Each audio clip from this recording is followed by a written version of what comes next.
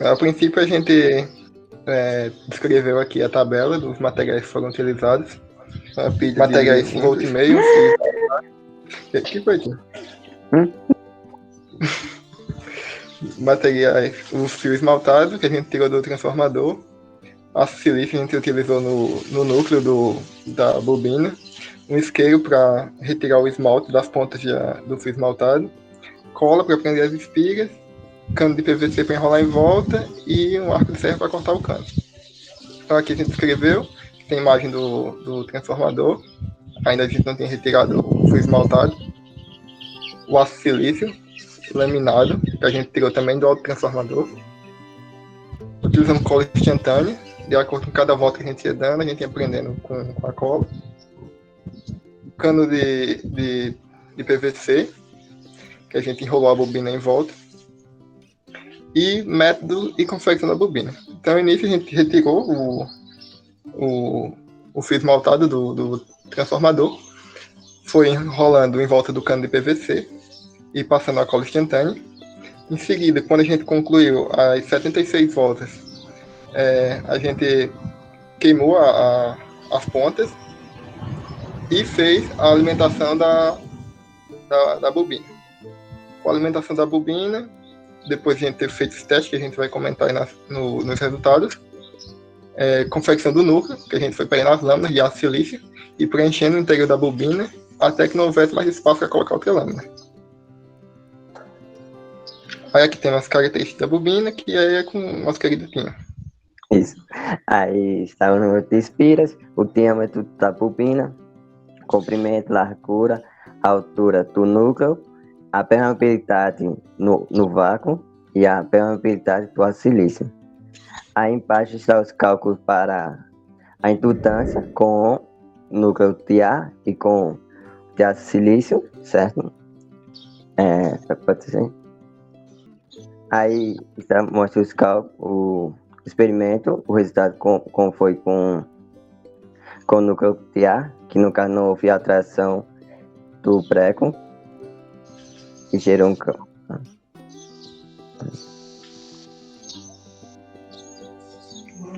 Pode ser. Aí, no caso, então no zoom dá para observar que o prego não foi atraído. Isso. E o experimento com aço silício, com núcleo de aço silício, certo? Em que houve a gente fez também uma medição, uma aproximação com um dos aplicativos que o professor recomendou. E notamos também a diferença do valor de campo magnético. E a próxima parte é o resultado da discussão da parte 2, que envolve os cálculos teóricos. Sim. Aí percebe que conforme maior for a indutância, maior é a intensidade do campo magnético gerado. Aí eu queria ressaltar uma partezinha que é semelhante à indutância, no caso é semelhante à capacitância no capacitor, que eu achei interessante quando estava estudando, que no caso, no resistor, ele pega a energia e converte em energia térmica, pega energia elétrica, então falando em energia térmica. O capacitor, ele armazena a energia em forma de campo elétrico. Já o indutor, ele armazena essa energia em campo magnético. Aí, quer ressaltar essa parte interessante.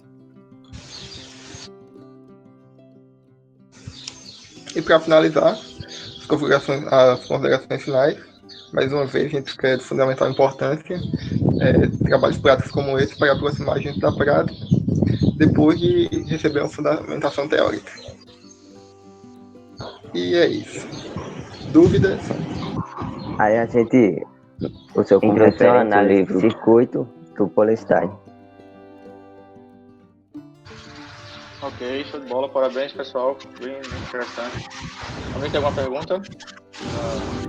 Só dos presentes, as camadas aí, né? Então, parte teórica com parte prática, foi bem interessante. Parabéns. Algum comentário a mais da turma? Não, né? Acho que todo mundo gostou. Beleza? Vamos ao próximo.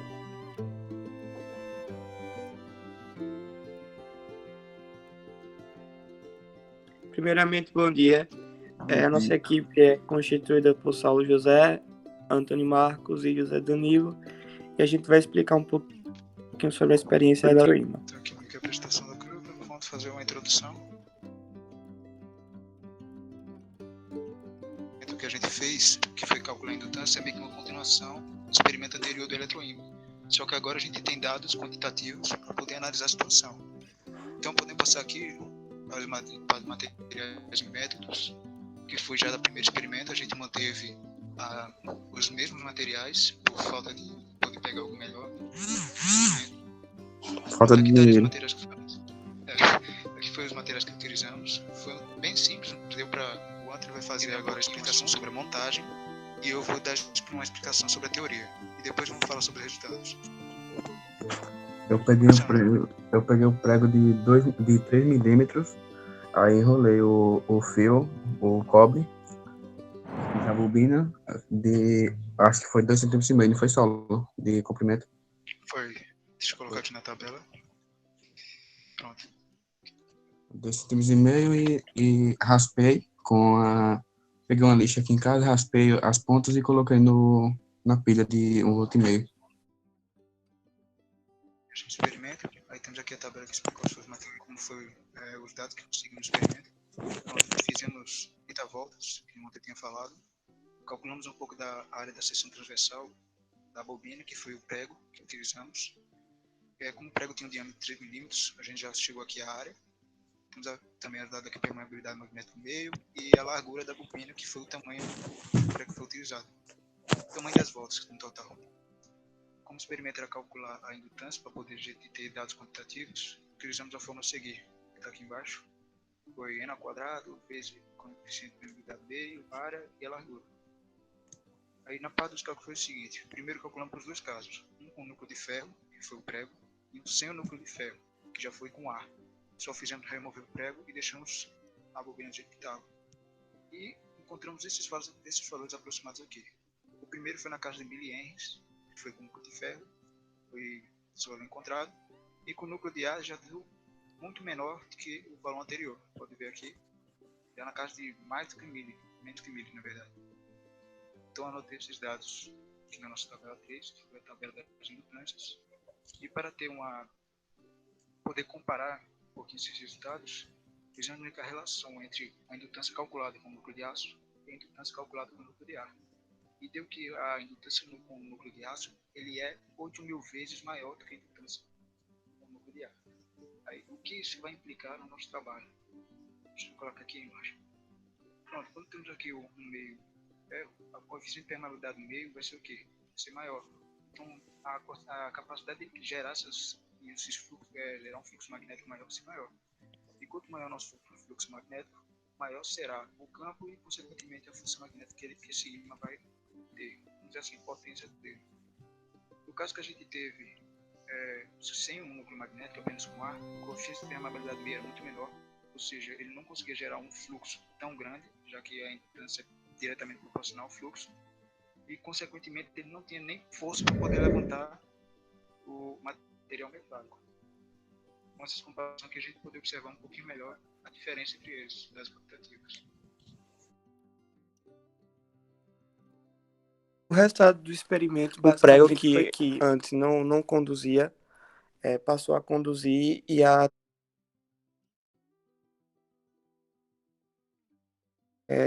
funcionar como um imã temporário.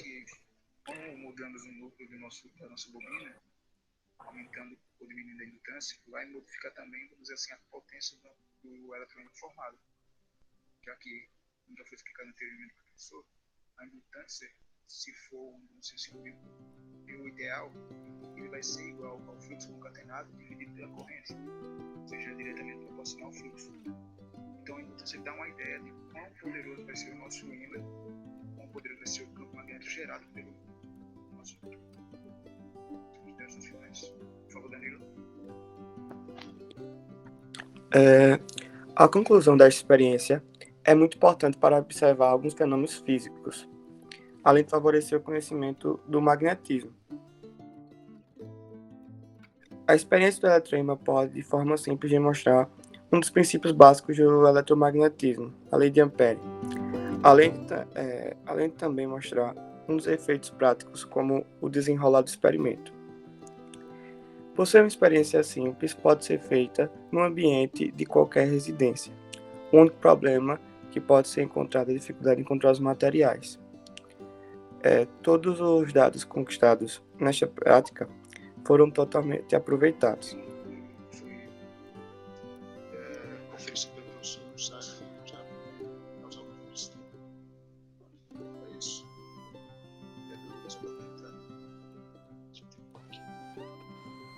Ok, parabéns pessoal, legal. Alguém tem alguma pergunta, alguma dúvida? O Robson falou que está um pouco baixo, mas pode complementar com alguns comentários aqui. Se quiserem. Porque o fone estava meio baixo e ficou um pouquinho baixo mesmo na explicação. Mas se tiver alguma dúvida no desenrolar do trabalho para perguntar, eu posso complementar. Vou deixar um tempo para vocês, 30 segundos, 20 segundos. Enquanto vocês não se manifestam, de fato, né, quando você bota um material com características de alta permeabilidade magnética no núcleo de uma bobina, no caso aí essa bobina com prego, né, ficou bem evidente, né, que você maximiza a conversão de energia. E aí o valor, né, como já foi comentado pelo Saulo, potencializa também o valor da indutância.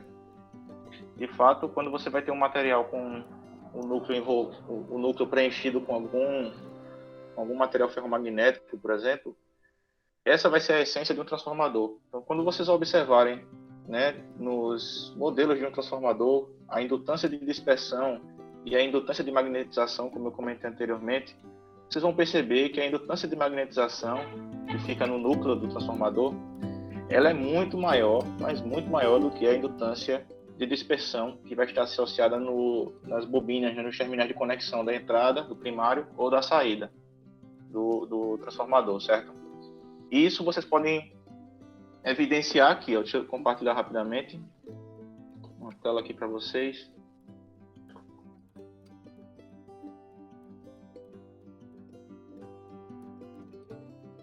Não sei se está dando para ver aí, mas se você clicar aqui, né, nesse modelo do transformador e pegar qualquer característica prática de um modelo do transformador real, né, esse aqui é o ideal. Vocês podem perceber aqui, ó, o padrão, né? O que é que a gente encontra, né, geralmente na prática? Os valores de LM, que está muito associado com a indutância no núcleo de um transformador, é muito maior do que a indutância no terminal de dispersão, né? Indutância de dispersão no terminal de primário ou de secundário do transformador, certo? E por essa razão, eu achei interessante, né, que vocês destacaram para ficar mais claro, né, esclarecer realmente que isso aí casa bem, né, a teoria com a prática e o que acontece no cenário real, certo?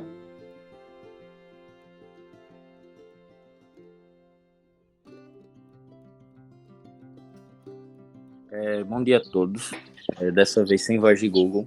E como a Paulinha falou, como as outras equipes já falaram sobre o referencial teórico e fizeram uma introdução sobre o tema, a gente vai adiantar falando mais sobre o experimento, sobre os cálculos utilizados. Os materiais, como o próprio Alan falou na apresentação dele, foram materiais muito simples. A gente utilizou uma caneta Bic transparente, uma mini barra de aço, de leitura de CD de rádio, um multímetro para fazer o cálculo da nossa pilha, uma pilha recarregável que a gente, como não conseguimos fazer com uma de 1,5 volts, a gente usou uma de quase 3,5. A gente usou uma régua, 2 clipes, 2 mini chapas metálicas que a gente tirou do núcleo de uma bobina, um alicate de corte para fazer o corte dos fios e 2,64 metros de fio de cobre. Então, a gente iniciou a nossa experiência tirando a partezinha da tinta da caneta e ficando só com o tubo, enrolando, fazendo as nossas espiras. No total foram 88 espiras de 7 milímetros de diâmetro e 7 de comprimento. Depois disso, a gente conectou os terminais das nossas espiras na nossa pilha de 3,48 volts, 3,5, e depois a gente aproximou o indutor de materiais metálicos e a gente constatou que não ocorria atração, eles não eram atraídos. Depois disso, a gente colocou a mini barra de aço no interior da nossa bobina, formando um núcleo ferromagnético. E a partir desse momento, quando a gente aproximou dos materiais metálicos, os mesmos foram atraídos. Com isso, após o experimento, a gente conseguiu notar que a atração do indutor está ligada ao valor da indutância, porque quanto maior a indutância, maior vai ser a força de atração. E aí, olhando a parte teórica, isso acontece porque o campo magnético é criado quando a corrente elétrica passa pelo fio do condutor, fazendo com que a mesma se torne um eletroímã. Obrigado pela atenção. Agora eu vou falar dos cálculos. A gente usou um número de 88 espiras para fazer a bobina e convertendo o diâmetro e a área para metros, ficou o diâmetro em 0,0075 metros e o comprimento, na verdade, do indutor ficou de 0,7 metros. Com os cálculos, a gente viu que a indutância com o núcleo de A ficou esse número aqui bem pequeno, 0,00005. E com o núcleo de aço, a indutância já subiu um pouco e ficou com 0,043 Henry. E é isso, obrigada pela atenção. Sim, outra coisa, o Vitor, ele faz parte da nossa equipe, foi ele que realizou o experimento. Só que eu acho que ele está sem internet, então eu e o Nicolas apresentamos.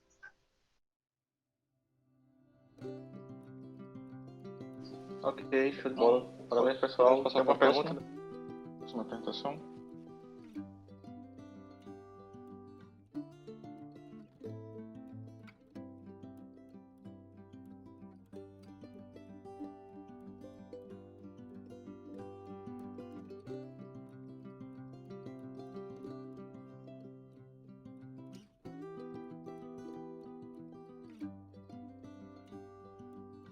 A bobina é um eletroímã, é um dispositivo formado por um núcleo de ferro envolto por um solenoide, que seria a bobina.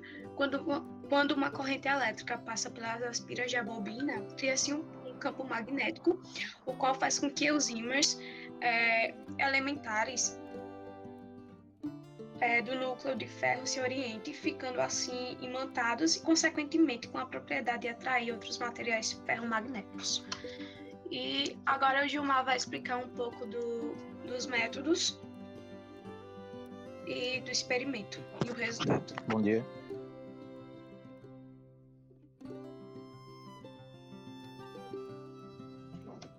A gente usou um fio de cobre de cerca de 1,5 milímetros, foi retirado de um estator de motor de moto, fio esmaltado, usado uma fonte de 1,5 volts, foi usado um multímetro para medir a tensão da pilha, foi usado também uma caneta retirada da parte de tinta para fazer o núcleo e também usado um paquímetro para medir o diâmetro interno e externo.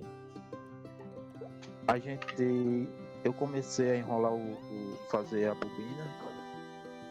E o primeiro teste foi com como se diz, só as espiras, com o núcleo de ar. Na princípio não deu muito certo, ela não conseguiu atrair o clipe. Mas a partir do momento que eu coloquei o núcleo da caneta, eu senti que criou um campo pouco de aquecimento entre as duas. E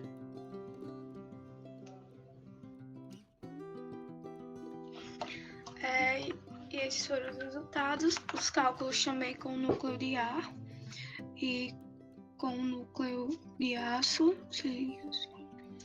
Deu um pouco de diferença de um para o outro. E as considerações finais, que foi com a conclusão do experimento e o resultado esperado pela teoria, podemos notar a facilidade para fazer um eletroímã solenoide, ou seja, uma bobina cilíndrica, com poucos materiais, e ademais foi fundamental a importância para compreendermos melhor e entender que também outros equipamentos, como disjuntores, relés e contadores, entre outros componentes elétricos, também necessitam dela. E as referências usamos do mundo da elétrica e o mundo da educação. E é isso.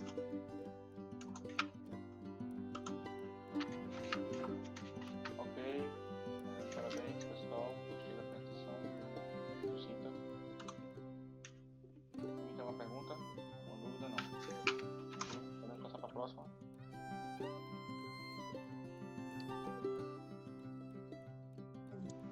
A minha equipe é composta por Marília, Anailson e eu, Érica.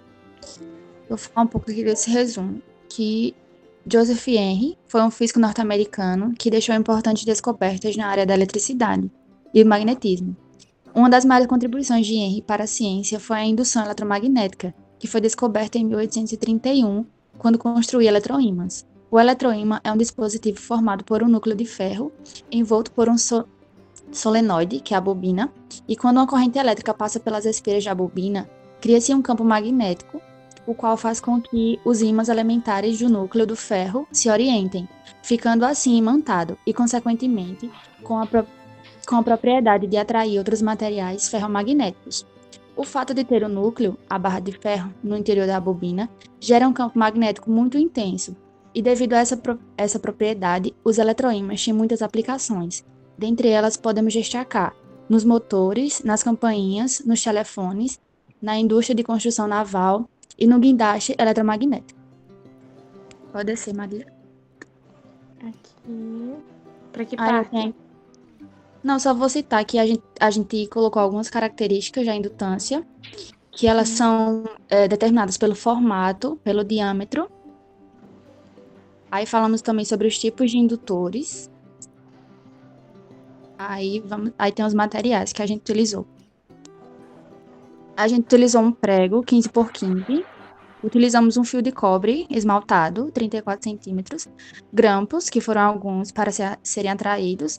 E fitas para fixar o fio de cobre na pilha. Aí aqui, na imagem 1.1, vemos o ímã sem uma fonte de tensão e sem alteração nenhuma. Na imagem 2.1, o ímã está ligado a uma fonte de tensão e os grampos sofrem alteração, sendo atraídos. E na última imagem, o grampo está conectado... O ímã, aí o fio esmaltado está conectado na pilha, mas não sofre alteração nenhuma sem o núcleo. E o Anailson disse que esquentou muito nessa hora, não sei porquê. Foi, aqui. Porque tá calor. Aí ele colocou a fita para poder ficar o fio na pilha. Bom dia, eu vou falar sobre os cálculos, né? Que com núcleo tem a... que eu fiz aí, fiz os cálculos, dimensionei, achei uma indutância relativamente grande, comparado com sem núcleo, que deu próximo a zero. E com o núcleo, nós chegamos à conclusão que com a bobina concentrada, com seus números de espira ali concentrados um perto do outro, juntas, colados, a indutância chega a ser maior. Com isso, finalizamos. Foi de suma importância a execução deste TP, pois trouxe de forma clara e visível os resultados do conteúdo visto nas aulas. E mesmo diante das dificuldades encontradas nesse período que estamos passando, que foi não poder se reunir com os colegas e nem tirar dúvidas com clareza na sala de aula,